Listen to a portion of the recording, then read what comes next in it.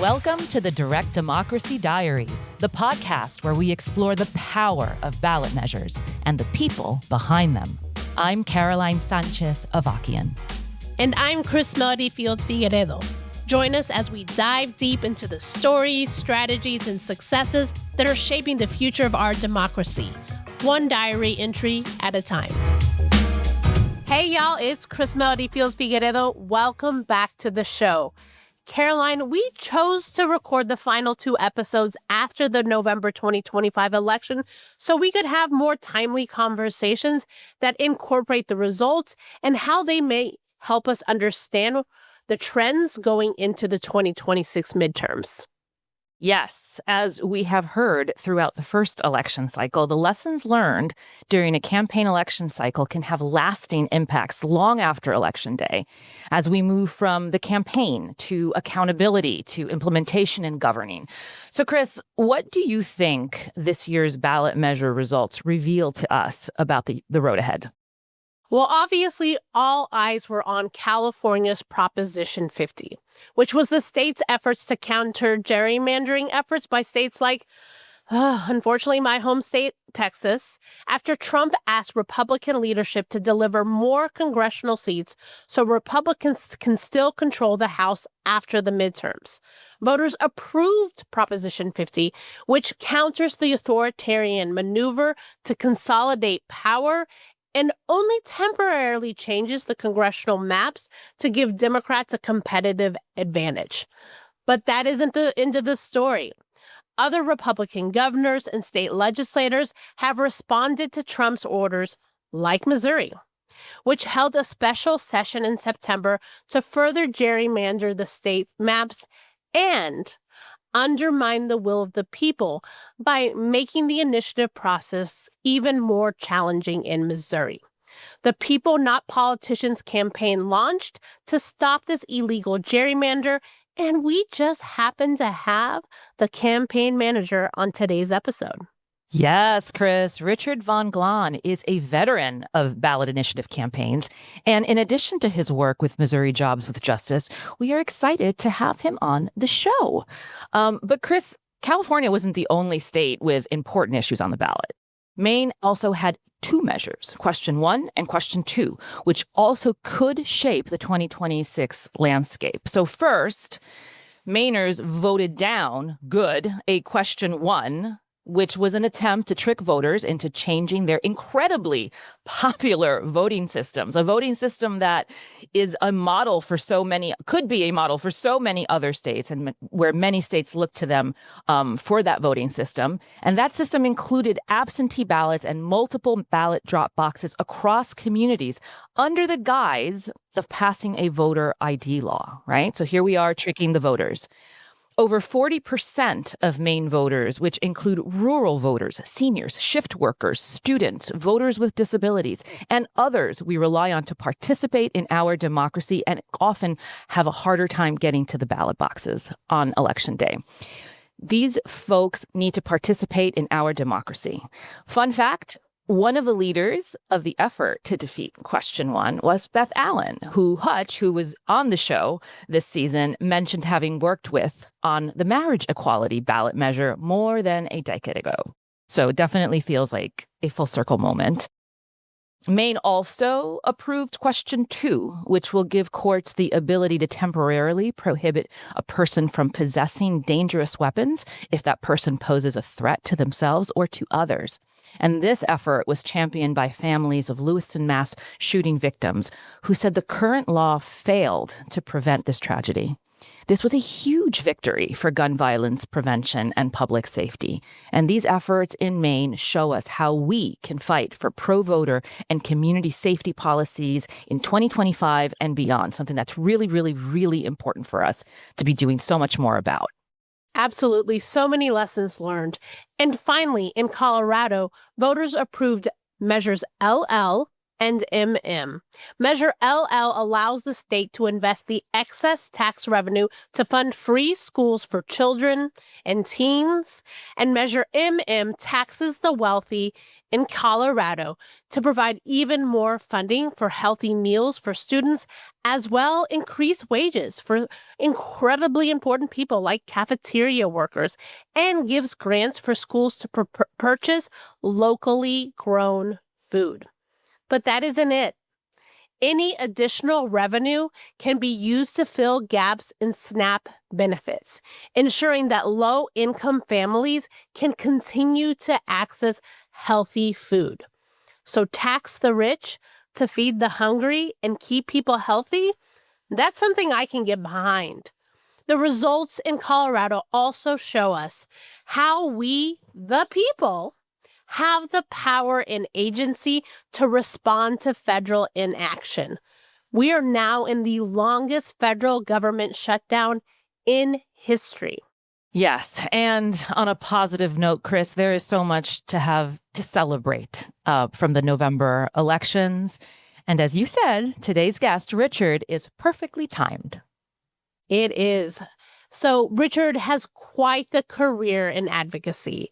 He's worked for 13 years at Missouri Jobs with Justice, and he's been involved in multiple ballot initiatives, from blocking anti-worker initiatives to raising the minimum wage 3 times, redistricting reform, Medicaid expansion, and so much more. In 2024, he was the campaign manager for Missourians for Healthy Families and Fair Wages, a minimum wage and paid sick leave measure that passed with over 7% of the votes. I'm sure Richard will have a lot to say about what happens when you win a ballot measure. And spoiler, there is still a lot to be done after Election Day. So let's get the show started, Chris. There is so much to do. So, Richard, welcome to the show. Thank you for having me, Chris. I'm very, very glad to see your face and not just be texting you. So, we gave a little bit of background on you, things that you can read on a bio or a resume. But Richard, I would really love to know what drives you, what led you to this work, and who are your people? Yeah, I consider myself, I'm a very proud member of the labor movement. I got my start organizing with workers as a college student, then worked for SEIU with home child care providers, and then the communication workers in Missouri for 7 years. What I really value about that work is being able to connect, really pretty deeply with working people, understand their lives and their struggles, and how so many of them do everything that is asked of them and everything that is suggested um, in order to, receive your fair piece of the pie and the American dream, and who often aren't getting that. And so I feel, especially deeply connected to those workers that I've spent time in their living rooms and in their workplaces and talking to them and getting to know them. And I want to make sure that we have an economy that recognizes the value that they provide and, um, rewards them fairly for the wealth that they frankly create. Absolutely. And I think that's so real for the times that we are in. I'm a working class kid too. I unfortunately grew up in a state where labor unions weren't strong. And, my dad was, the maintenance manager of a printing company. And he was the one that had to advocate for his workers without a union. And I think about his own story and the struggle and the wealth that all of those workers created.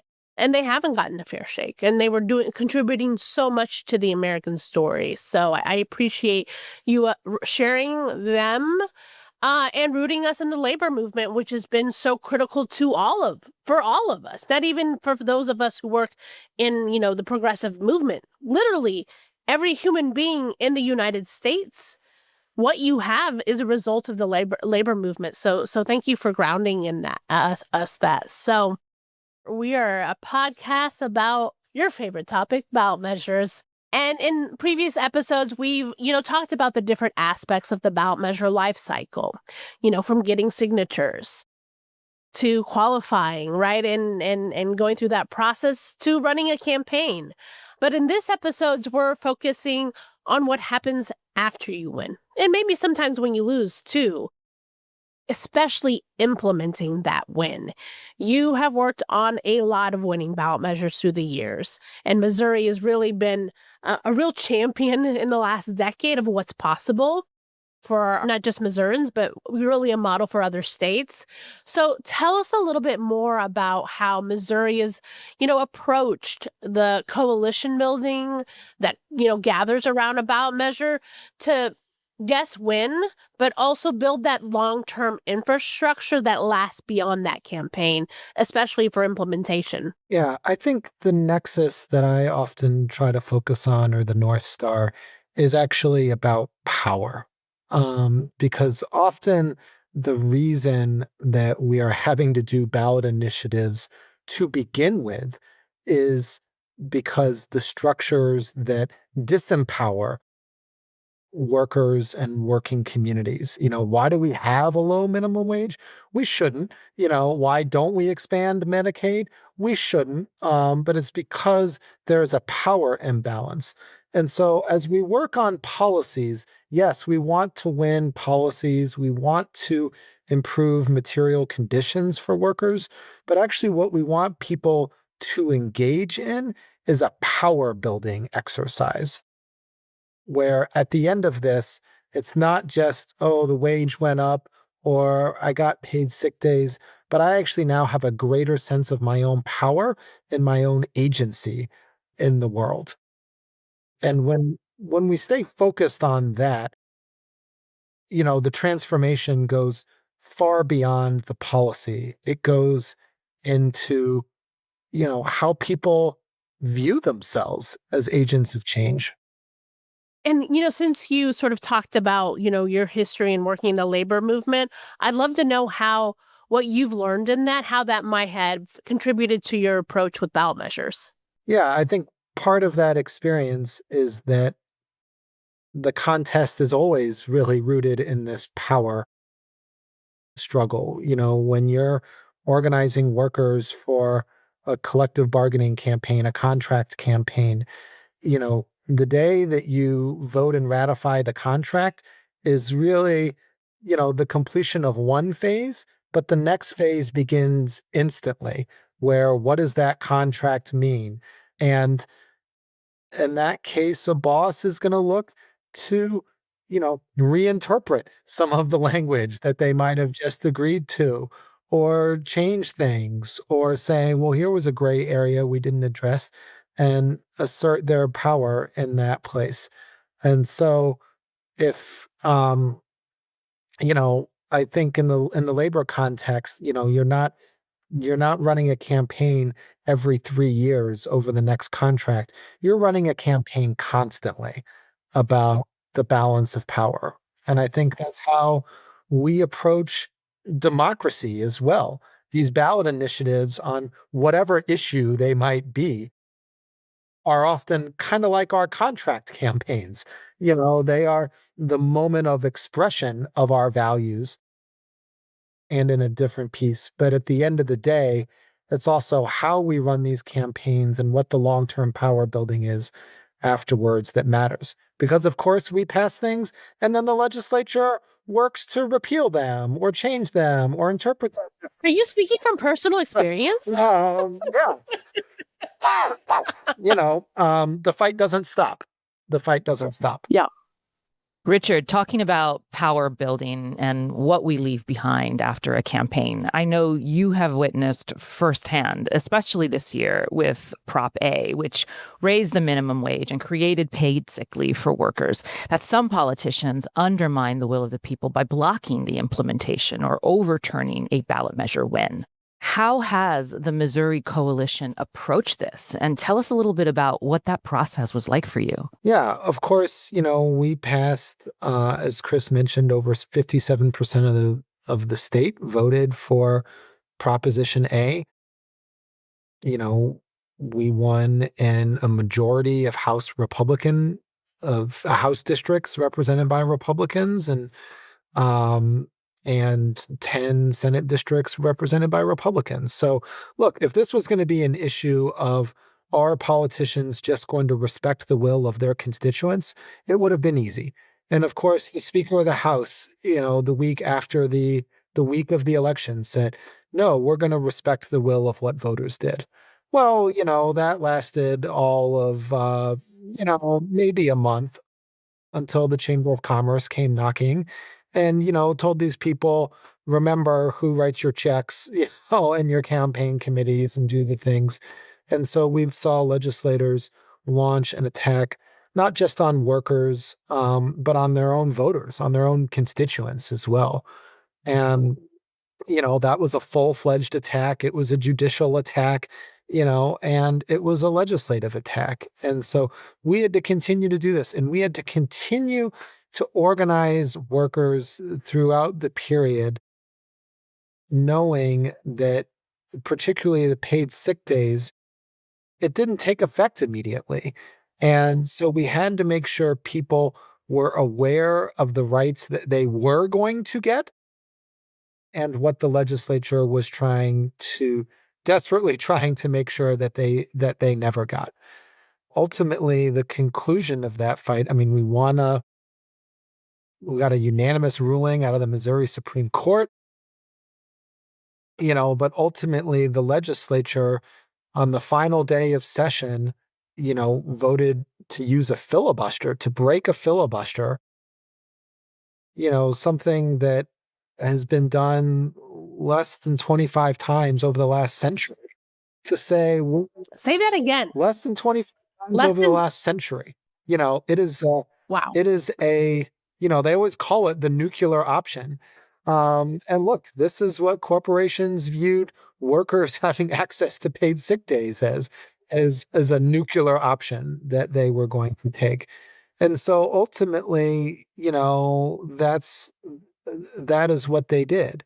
Now, in terms of follow up on that, we're continuing to make sure voters know what politicians attacked them, As you turned should. their backs on them. But the other important thing is because we were always organizing workers through this campaign and through this process anyway, what we found is the law went into effect on May 1st and the repeal went into effect on August 28th.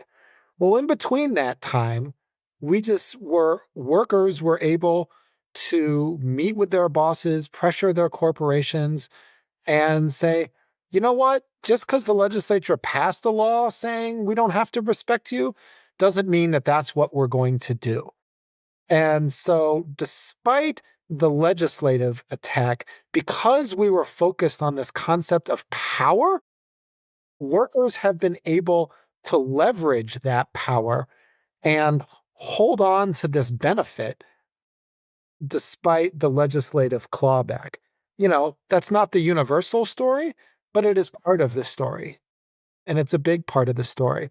And I was thrilled just yesterday, a unionization campaign launched at a local coffee roastery, sort of mid-sized business here in Missouri. And the workers there tell the story of like one place where they first realized their collective power was actually in getting their boss to agree to continue to provide paid sick days, even though they no longer had to. And so that experience of collective power is now ingrained in these workers, and they're using it to continue to fight for more permanent power in their workplace, which is ultimately what we want.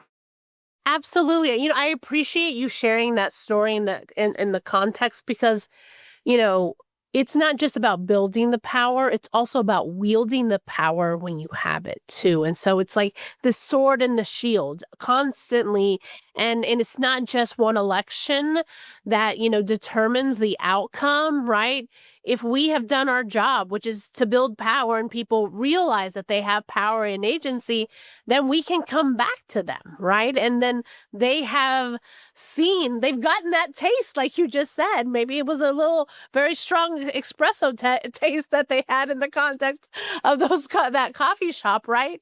But now that they know, oh, I've done this thing, now I'm going to try to take action in a different way. I really appreciate you sharing that story. And I think that's important for people to understand, especially after an election, right? We we vote, but the work doesn't stop there, right? Then we have to get to the business of governing, right?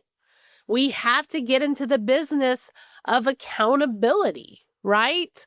So I appreciate you sharing those stories in that context, because I think, people are figuring out, maybe they have a little coffee high after this last election and the results, but woo, y'all, we got to get in the business of governing now. Yeah, I think there's lots of data about how union members tend to have higher rates of participation in our democracy, higher just voter registration rates, higher voting rates. And it's because they're in a culture of, collective action and agency. And that reinforces some of the values of democracy, as a concept. And so when we can also have workers outside maybe the organized labor movement experience collective action and agency in their democracy and then bring those values back to the workplace, that's great. A well-functioning system here is where working people are experiencing agency and collective decision-making and a healthy democracy, both in their workplaces, in, their civil society, in any organization that they're a part of. I mean, I am a deep believer in democracy everywhere is going to get us, the best results and keep our community bound together in a really healthy way. And of course, the opponents of that always seeking to divide our community in dangerous and unhealthy ways. Yeah, I think that's so important to give more context of what actually democracy means, right? It's not just the act of voting that's a part of the process, but it is all this collective action and wielding and building together. Like, that is how democracy actually functions outside of institutions, right? Outside of just government itself. So I appreciate that. The name of this episode is the Direct Democracy Diaries. And, back when we were in middle school, right, when we were writing in our diaries, which I have found my old diaries from when I was a young teen. Oh, Lord Almighty. So, we in our diaries we tell secrets, right? And sometimes we tell some hard truths as well. And there's certainly a lot of hard truths about working on ballot measure or any campaign, right? And sometimes that hard stuff is maybe the things that we don't want to hear in the moment, but we have to learn so we don't repeat those past mistakes. So I'd love to hear from you from all the different campaigns, whichever one you want to use. Can you share some of those hard lessons that you learned and what's that has meant for maybe how you've shifted your work after for that particular campaign, and also like how that has maybe helped you understand, that implementation, that wielding of power, and maybe sometimes when you lose too. Yeah, I was actually going to say probably one of the most transformative campaigns I worked on was one that didn't qualify for the ballot. It was trying to cap interest rates of payday lenders. And, if there's a industry that's going to pull out all the dirty tricks and shady maneuvers on something, it's the payday loan industry. And, we missed qualification for the ballot and we shouldn't have. We did the work, like it should have been there. Interest rates should be lower in Missouri than what they are right now. And it's a real regret that I carry. But that was a campaign that engaged, thousands of people in Missouri.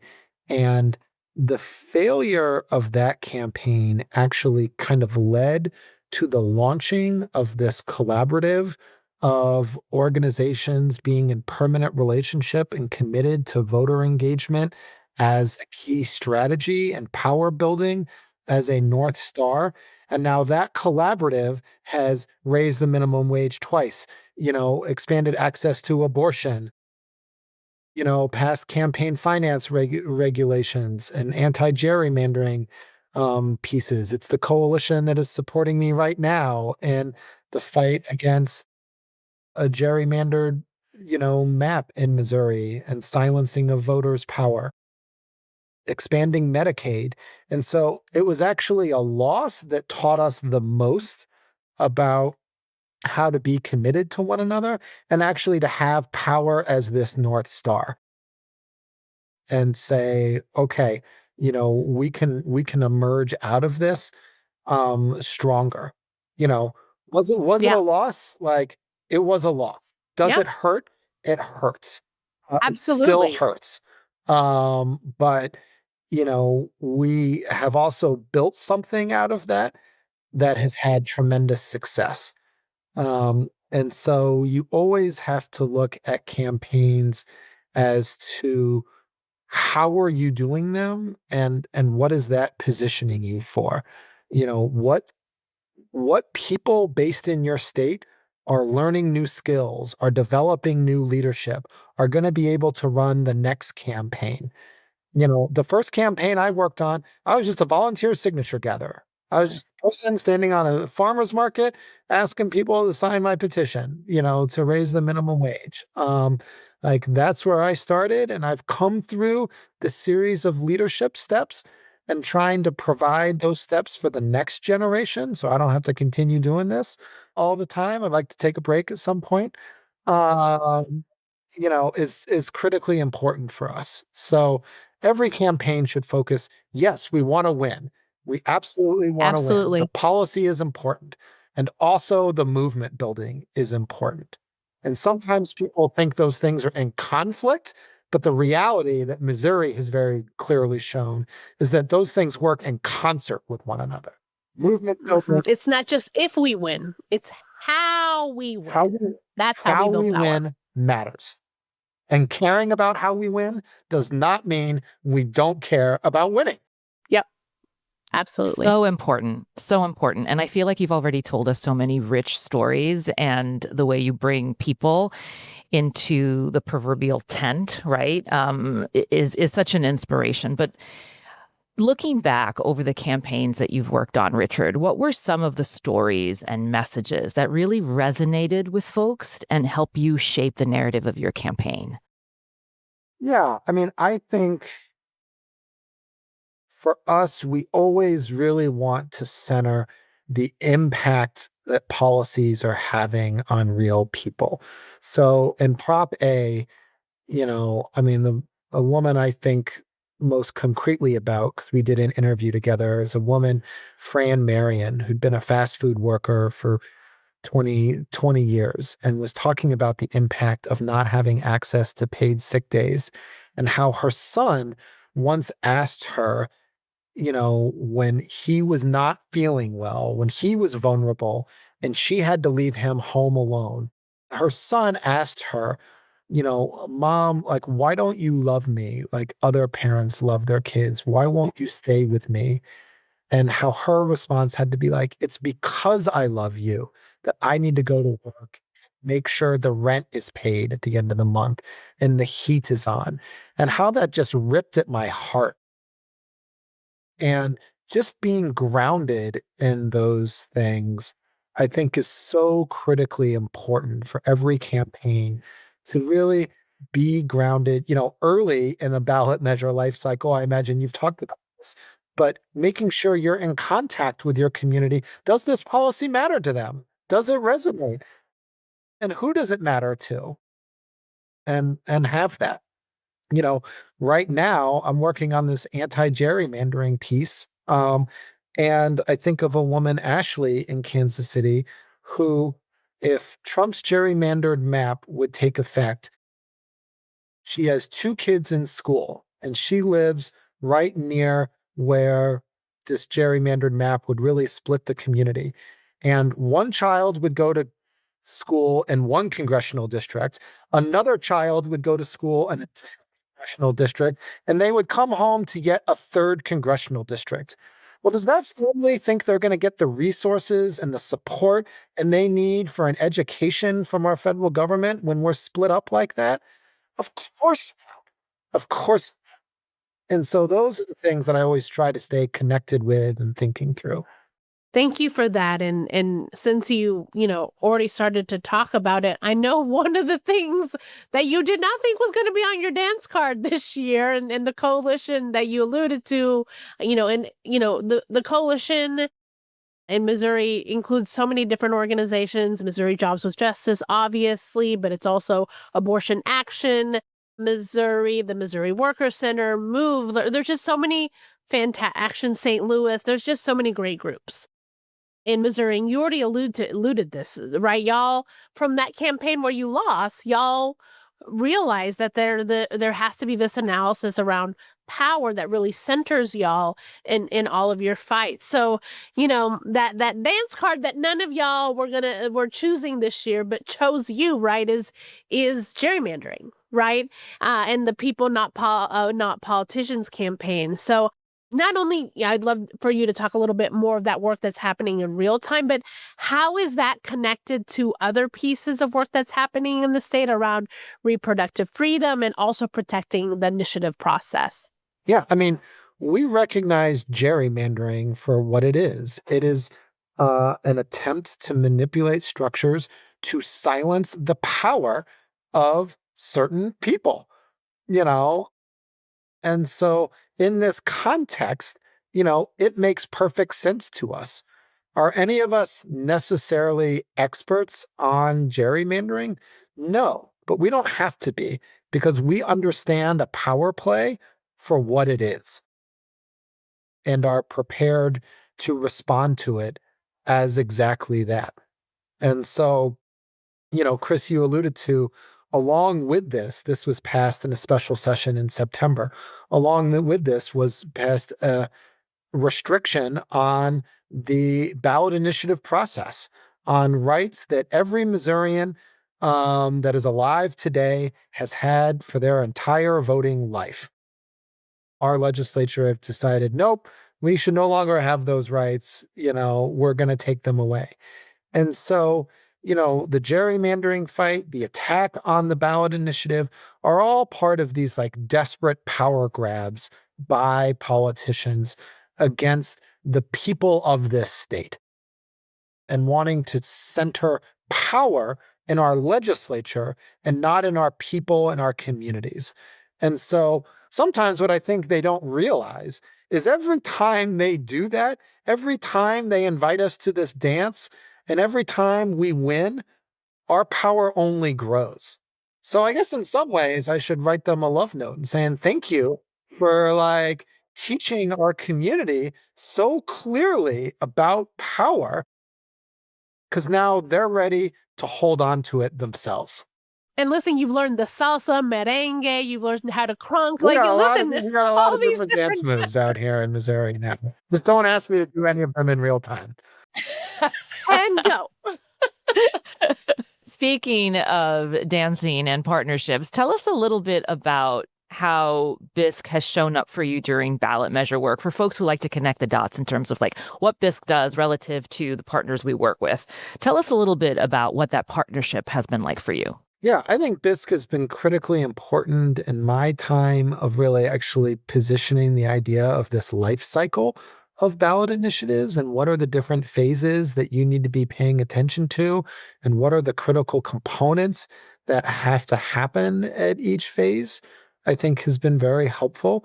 I think BISC has also been a real anchor in this question of how, the how of a campaign matters. Much of what I talk about in terms of power and who things are centered, should sound familiar to you, Chris, because they're things that you've helped teach me and you've helped focus me on. And so, that has been super important, and I really encourage people to listen to Bisque on those things, and I was super appreciative, in the Prop A campaign, especially. I mean, Bisque was able to even make some investments into our campaign that really positioned some power, in terms of, just brass talk, like money is sometimes power in these campaigns, and be able to position some of that power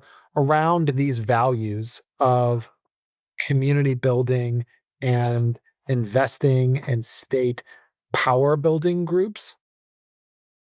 It's something I started saying in the Prop A campaign.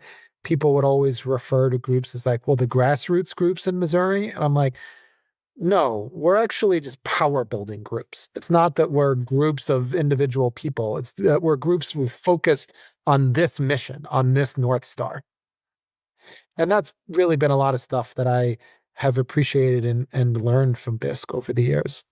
Um, Not to mention all of the amazing work that they do about keeping me up to date on what's going on in other states and how power is acting. Sometimes it's like whack-a-mole. What happens in Missouri, then happens in Michigan, then happens in Nebraska, and then we see it in Oklahoma and Arkansas. And so there's always being part of that bigger community and context is very important. Listen, I use Missouri in a lot of stories. I was just talking to a reporter this week, after the election. I'm like, he wanted to know, what else could happen in the initiative process. I'm like, have you talked to people in Missouri? Because that kind of has been the groundwork.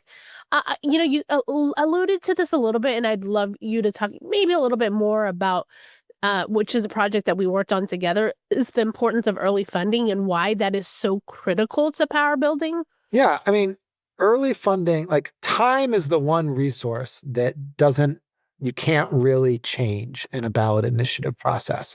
It is the thing. And so, um, if you want to position power building and in-state power building groups powerfully, what they need more than anything is time.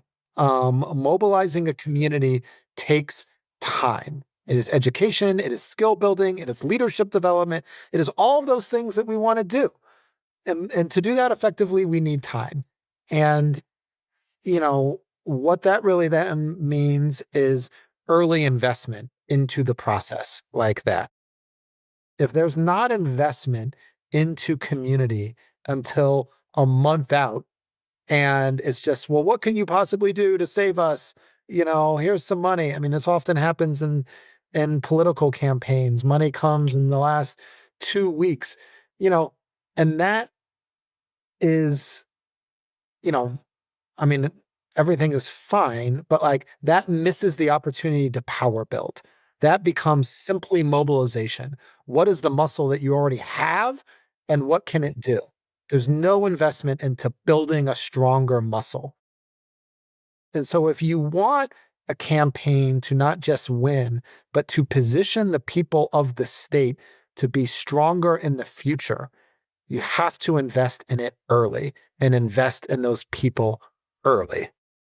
Yeah, that's how we build and sustain movements. So I appreciate that, Richard. We've talked about this a little bit, but it's the air that we're breathing right now, right? Is every day in the United States we move closer and closer to authoritarianism, and you've heard me say, states like Missouri or our friends in Ohio or Florida, y'all have been prepared for this for a while because you've already been facing authoritarian threats in your states for a minute. So what have you learned in your time in Missouri, right? Well before last year's election, that can help us understand how we improve and fight back moving forward. Yeah, I think authoritarianism and the threat that we're really facing is about structures. It is about how, whether it's gerrymandering or photo ID or campaign finance or different things, like authoritarianism, I don't think is the natural instinct of most Americans. But we can get there when structures are manipulated and twisted in service of that result. But look, what we see is in a state that voted for 58% for Donald Trump, nearly 58% vote for an economy that rewards hardworking, underpaid, and underappreciated people. Um, what we see is actually our values with our community are are not what is being reflected right now in the structure of our politics. So, what is the solution to authoritarianism? It is always organizing. It is always organizing. It is through campaigns that bring people together. It is through institutions like labor unions and worker centers and other places where the community can come together and experience small d democracy and understand that together and then resist, these fights that come our way. But, anyone who cares about the state of democracy in this country, become a member of your local Jobs with Justice, Action St. Louis, Missouri Worker Center, you know, Lucha in Arizona. I mean, Majority Rising, Down Home, North Carolina, whatever it is, whatever that institution is in your community that is practicing small d democracy, be a part. Lend your time, lend your treasure. That is how we beat authoritarianism. That is really great advice. And speaking of advice, that's what we're going to be moving on to, Richard, because you have a lot of experience to share for some of the newer folks who could be tuning in and listening and looking for those on the ground warriors that are doing this every single day. So, with that said, what is one piece of advice that you'd give someone just beginning their career in either advocacy or politics? And then on the flip side of that, what is something important for more of the seasoned folks like yourself, like Chris, we're here, to know or to be open to?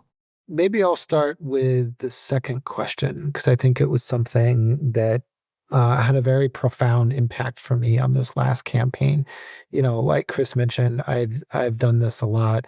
I'm also a white man. We're taught to always be confident and assertive.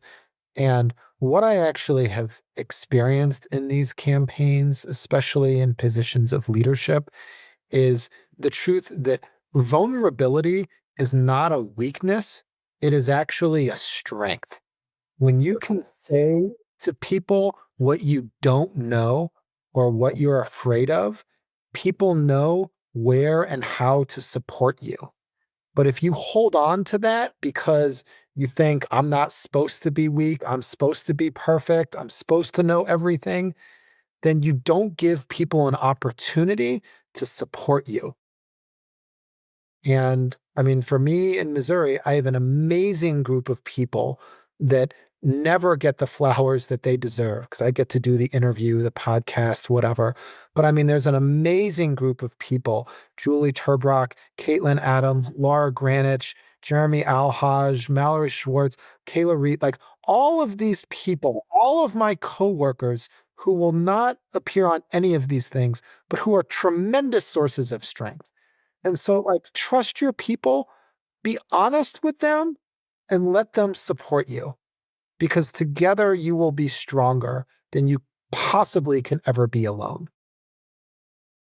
And I say that particularly to maybe the more seasoned people who can bring, as I am guilty of bring some level of arrogance and I can do this, I know how to do this. I get it. I get why we're that way. But we can be better, and that helps build movement. For people who are new to this, have fun in this work. Like the practice of small d democracy is fun. It is enjoyable. Seeing people develop as leaders, giving them the opportunity, watching them grow, um, is a great thing. It's a great thing. And so you can be sometimes a little silly and a little playful in these things. Yeah. I know a team of some of our organizers the other day, on a day that I'd had a particularly bad week, and they were there and they were all ready to go. And so I started singing "You Are My Sunshine" to them.